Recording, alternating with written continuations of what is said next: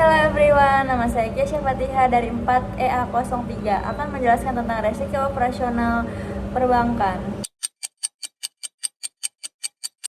Dalam operasional, kenapa harus ada manajemen resiko dalam bank? Karena bank mengelola uang rakyat dan menjaga identitas rakyat. Apapun yang terjadi di dalam bank harus dilaporkan kepada bank sentral. Setiap departemen memiliki SOP, karena ketika terjadi kesalahan atau kegagalan internal secara proses, misalnya salah input gaji karyawan, salah input nominal, lalu harus diadukan kepada bank sentral tersebut. Selanjutnya, ada karakteristik utama resiko operasional. Ada apa aja sih karakteristik utama dalam resiko operasional? Menurut aku sih ada 5. Yang pertama, ada aktivitas internal, lalu kedua, dapat terjadi kapan saja, yang ketiga, sulit diprediksi sepenuhnya, yang keempat, menimbulkan kerugian finansial maupun non-finansial. Yang kelima, terkait dengan manusia salah input, lebih banyak atau lebih sedikit atau lalai dalam mengikuti input data, kurang kompetensi, terjadi kecurangan, terus servernya down, kerusakan softwarenya, dan lain-lain. Wow. Penyebab faktor internal SOP. SOP-nya sudah using, pengawasannya lemah, terus harusnya ada faktor maker, checker, approval sehingga lebih aman untuk dokumen-dokumen nasabah. Yang buruk, faktor eksternalnya itu tangan Tuhan, bencana alam, kebakaran, dan bencana COVID. Lalu ada resiko kredit.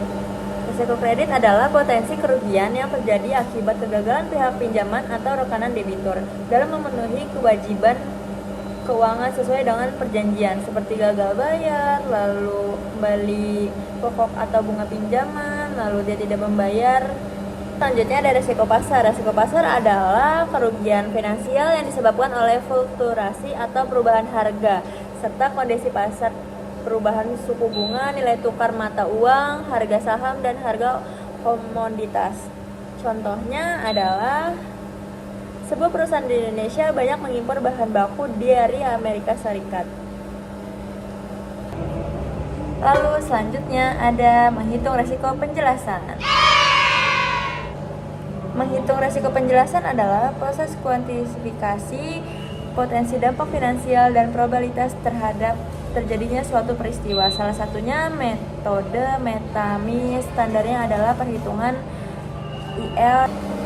Lalu ada tahapan siklus manajemen risiko yang sistematis. Proses ini bertujuan untuk mengidentifikasi, mengukur, dan mengendalikan potensi kerugian atau kegagalan sebelum dan selama suatu proyek dan operasional itu berjalan. Jadi harus ada pemantauan.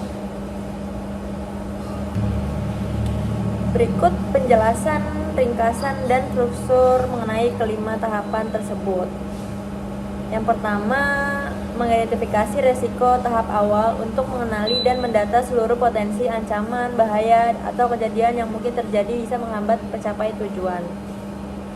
Tujuannya itu membuat daftar risiko selengkap mungkin, mencakup risiko finansial, operasional, hukum, dan cara kerjanya itu menggunakan audit historis dan inspeksi lapangan, seperti survei dan lain-lain.